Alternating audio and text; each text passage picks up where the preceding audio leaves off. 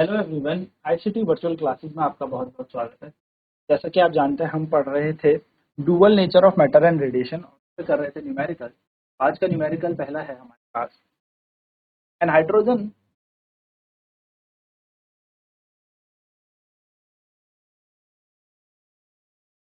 Atom emits a photon of energy 10.2 eV.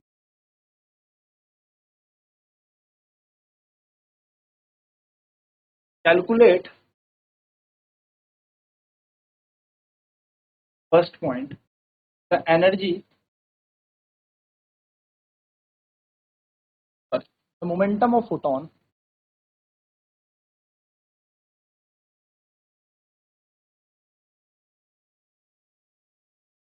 दूसरा है the kinetic energy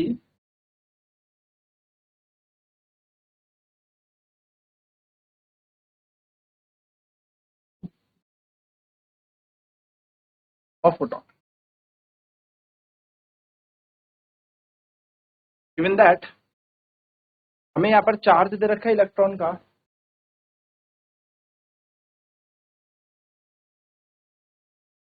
given data में हमें दे रखा है स्पीड ऑफ लाइट दे रखी है, यानी कि प्रकाश का वेग दे रखा है 3 × 10⁸ मीटर पर सेकेंड। प्लांक कांस्टेंट हमें दे रखा है 6.6 × 10⁻−34 जूल सेकेंड। मास दे रखा है हमें हाइड्रोजन एटम का, यानी कि द्रव्यमान दे रखा है हाइड्रोजन का 1.6 × 10⁻−27 किलो। और एक इलेक्ट्रॉन वोल्ट के अंदर बताया होता है 1.6 × 10⁻19 जूल। यह हमें दे रखा है। ये सारी चीजें हमें गिवन है यहाँ पे, ये सारा डाटा हमें दे रखा है।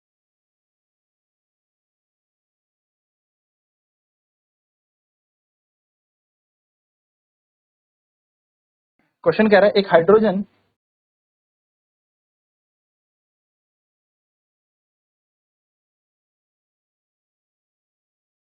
परमाणु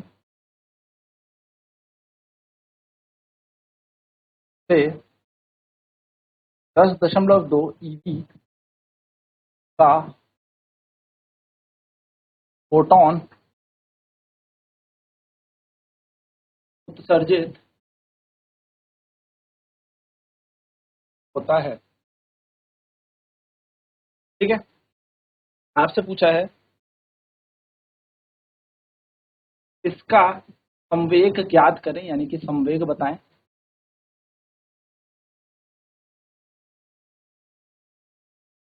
दूसरा, इसकी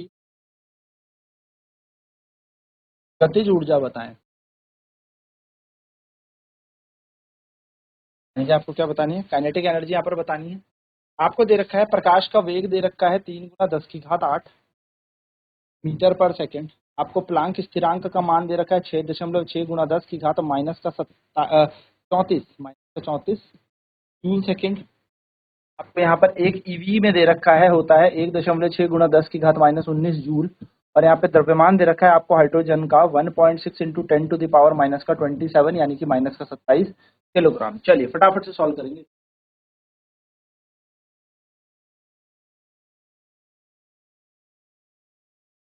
तो an hydrogen atom emits a photon of energy 10.2 eV। चलिए हमें क्या दे रखी है, ऊर्जा दे रखी है। ऊर्जा को हम लिख लेते हैं एनर्जी ऑफ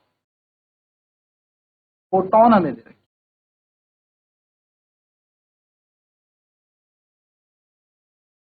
फोटोन की ऊर्जा हमें दे रखी है,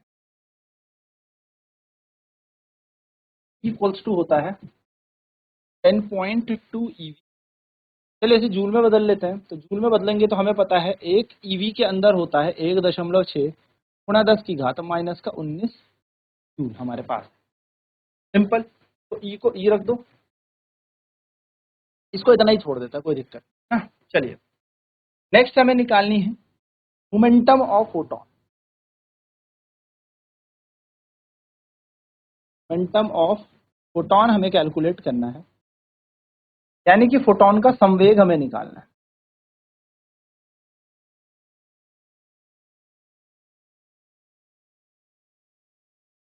मोमेंटम जो होता है वो होता है एनर्जी अपॉन सी, है ना, एच न्यू अपॉन लैम्डा या एच अपॉन लैम्डा। तो हमने कल पढ़ा था एच न्यू अपॉन सी भी। तो एनर्जी हमें दे रखी है 10.2 गुणा 1.6 गुणा 10 की घात माइनस का 19 होल डिवाइडेड बाय सी। ये होता है 3 गुना 10 की घात 8। सर कैसे सॉल्व करें? तो पॉइंट हटा दें, पॉइंट हटा दें। आप देखेंगे तो आपके पास इक्वेशन बन जाएगी P बराबर 102 गुणा 16 गुणा 10 की घात माइनस का 19 होल भाग दिया जाएगा, डिवाइड दिया जाएगा 3 गुणा 10 की घात 8 गुणा 10 की घात 2, है ना। 0 इंटू 0 यानी कि 10 इंटू 10 100 बन जाएगा, यानी कि 10 की घात 2। P ऐसी रहेगा, 3 से काट लेते हैं, 3 एकम 3, 3 3 9 बचा 1, 3 12, तो यहाँ पे आएगा 34, 34 16 इसके साथ ऐसे ही 10 टू द पावर माइनस 19 ऐसे ही, और नीचे जो पावर बन जाएगी 8 प्लस 2 10, यानी कि 10 टू द पावर 10 हमारी बन जाएगी। तो P इक्वल टू आ जाएगा 34 इंटू 16 इंटू यहाँ पर आएगा 10 की घात माइनस का 19, और ये ऊपर जाएगा तो बन जाएगा 10 की घात माइनस का 10। सॉल्व करेंगे तो P बराबर आएगा 34 गुणा 16 गुणा 10 की घात माइनस का 29। ठीक है, P का मान देखें तो 34 गुणा 16 गुणा 10 की घात यहाँ पर आ जाएगा 29 माइनस का। सर सॉल्व कर लेते हैं, तो 34 और 16 को मल्टीप्लाई कर लें, 6 चौको 24 का 4 कैरी 2, 6 18 और 2 20, 4 और 3, क्या आ जाएगा हमारे पास 4 4 5, यानी कि 544 इन दोनों को गुणा करके हमारे पास आ जाएगा। तो P बराबर आ जाएगा 544 गुणा 10 की घात माइनस का 29 केजी मीटर पर सेकेंड। आप चाहें इतने में छोड़ दें, अगर आपको और अच्छे से इसको लिखना है आप इसे लिख सकते हैं 5.44 गुणा 10 की घात माइनस का 27 केजी मीटर पर सेकेंड। बात एक ही है दोनों के दोनों में, क्या आपका संवेग आ गया momentum 5.44 × 10 to the power minus. चलिए नोट करेंगे ऐसे फटाफट।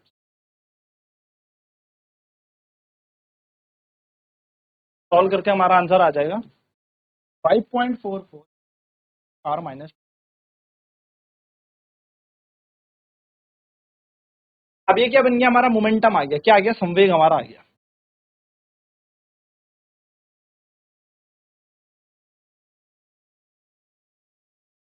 है ना, ये संवेग हमारा आ गया। अब हमें क्या निकालना है क्वेश्चन में? क्वेश्चन में हमें निकालनी है गतिज ऊर्जा, नेक्स्ट निकालनी है काइनेटिक एनर्जी। तो देखिए काइनेटिक एनर्जी कैसे निकाली जाएगी। काइनेटिक एनर्जी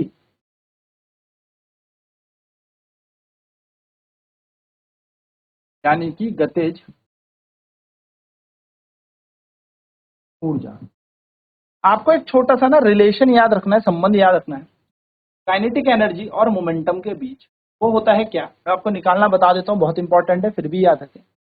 आप सभी को पता है मोमेंटम यानी कि संवेग होता है mv, और गतिज ऊर्जा होती है हाफ एम वी स्क्वायर।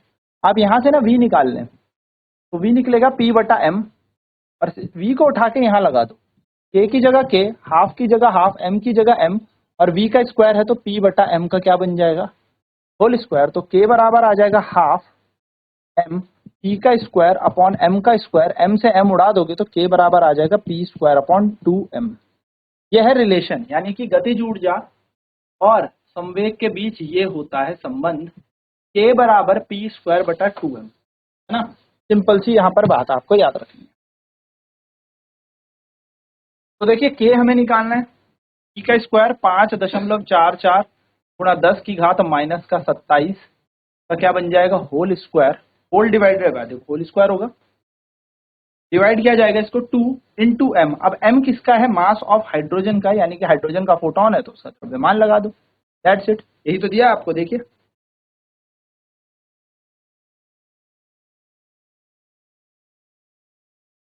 बस वैल्यू पे लगाएं, आंसर आपके पास है।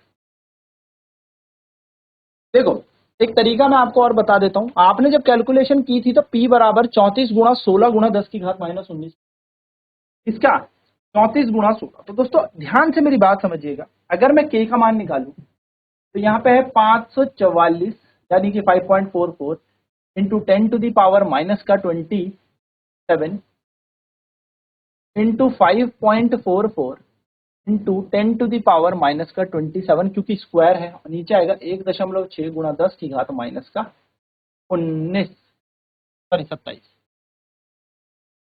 तो देखिए ध्यान से सुनना मेरी बात, ध्यान से, k को k लिखते हैं। मैं इस 544 को अगर मैं ऐसा लिखना चाहूं तो मैं इसकी घात को यहाँ पर -29 लिख दूंगा।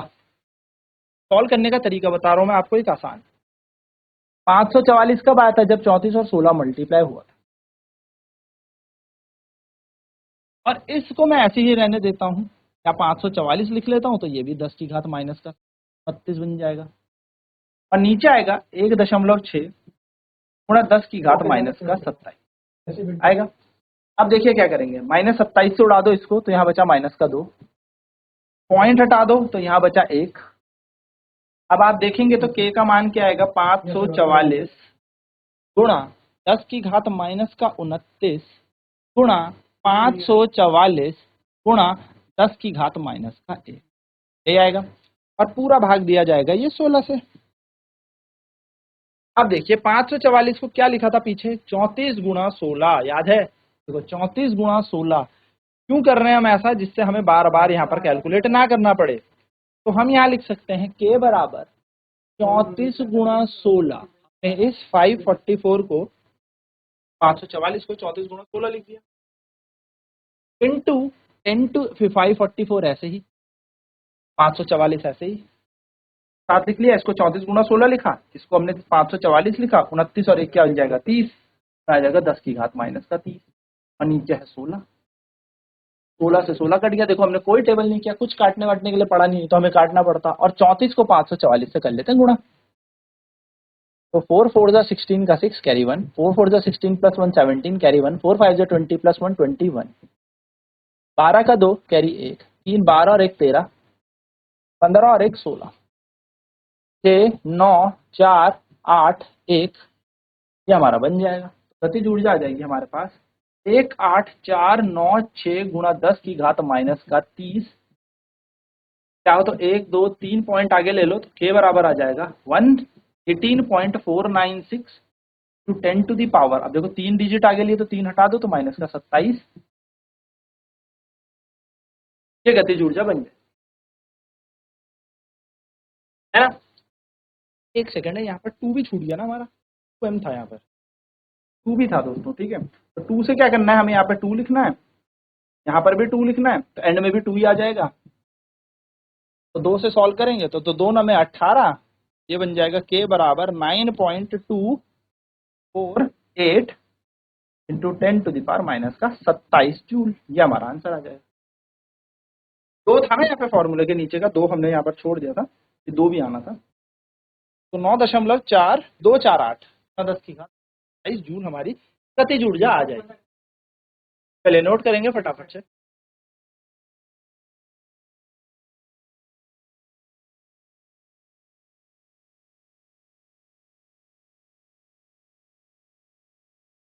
बिल्डा स्कूल को छोड़ के दूसरा स्कूल, आप बिडोली है, जैसी बिडोली।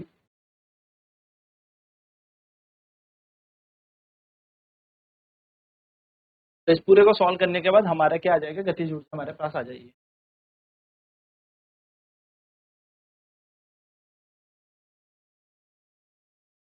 चलिए अगला क्वेश्चन कह रहा है, अगला क्वेश्चन कह रहा है light of wavelength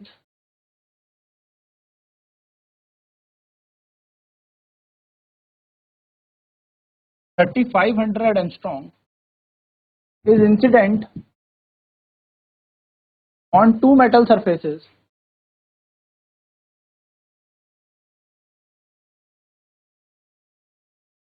A and B.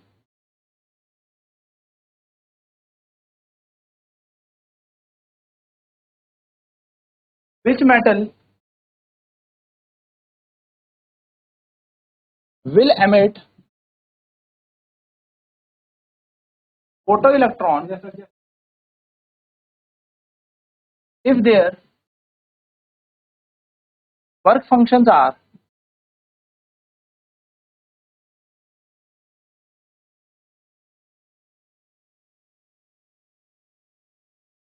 Four point two eV and 1.9 EV.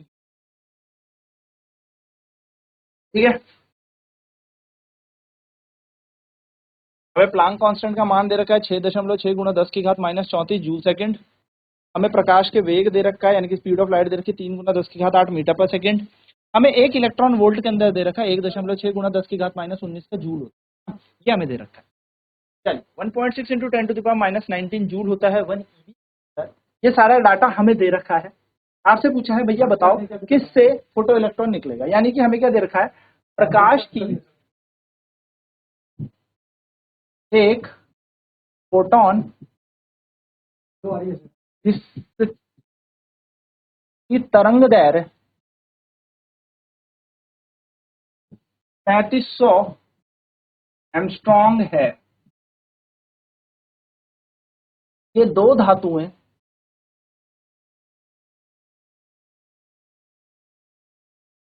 ए और बी पर आपतित होती हैं।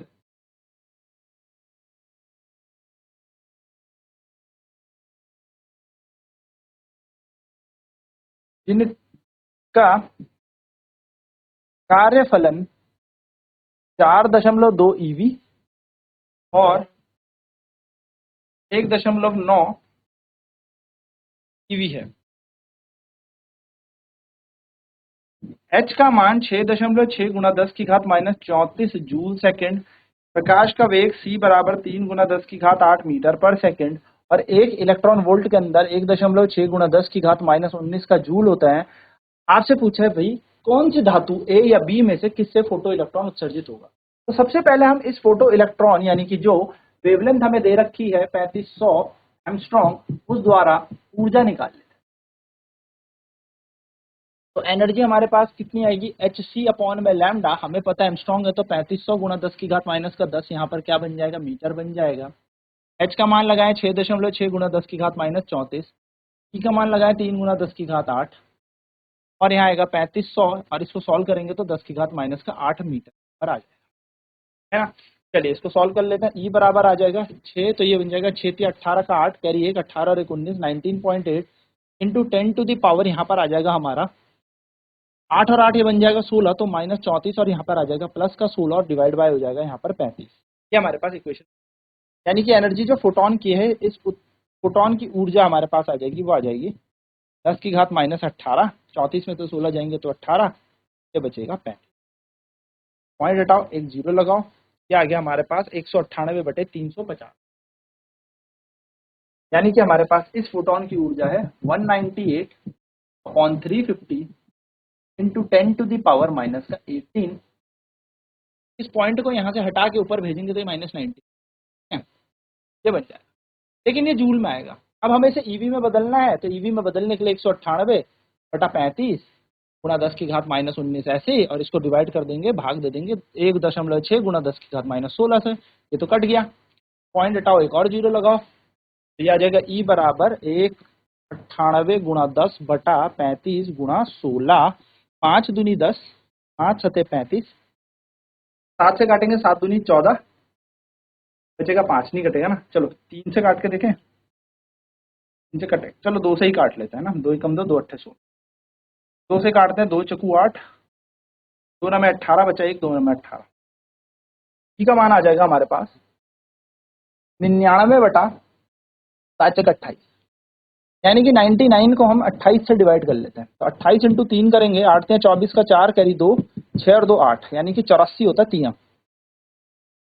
यहाँ आएगा आपका 5, 1 पॉइंट लगाओ जीरो, 28 इंटू 5 करोगे तो 5 × 8 40, जीर 5 दूनी 10 4 40 140, यानी कि 5, तो लमसम ये 3.5 आ जाएगा।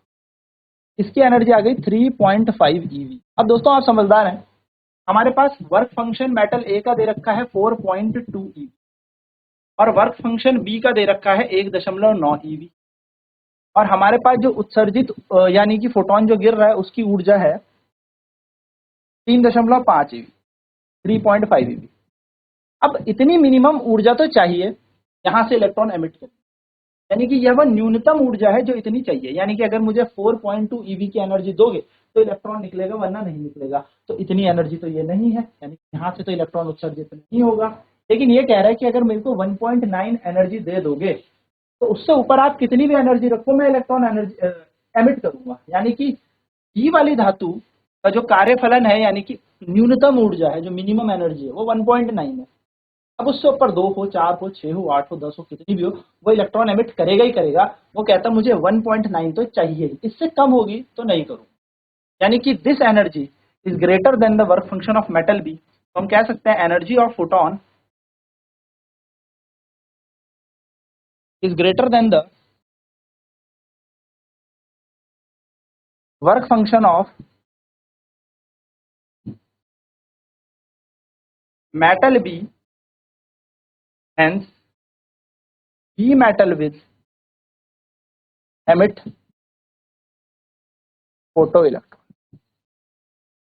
जो ऊर्जा है धातु B की, वो जो है वो कम है, या हम कह सकते हैं जो ऊर्जा है फोटोन की वो कार्यफलन के, धातु B के कार्यफलन से ज्यादा है, इसके कारण वो इलेक्ट्रॉन एमिट करे। बस तो बी वाला। इस तरीके से आपको ये क्वेश्चन करने होते हैं, बेसिक से क्वेश्चन होते हैं। नेक्स्ट क्लास में और न्यूमेरिकल्स करेंगे इसी चैप्टर के। आज की क्लास में इतना ही। आईसीटी वर्चुअल क्लासेस में जुड़ने के बाद आपका दिन शुभ।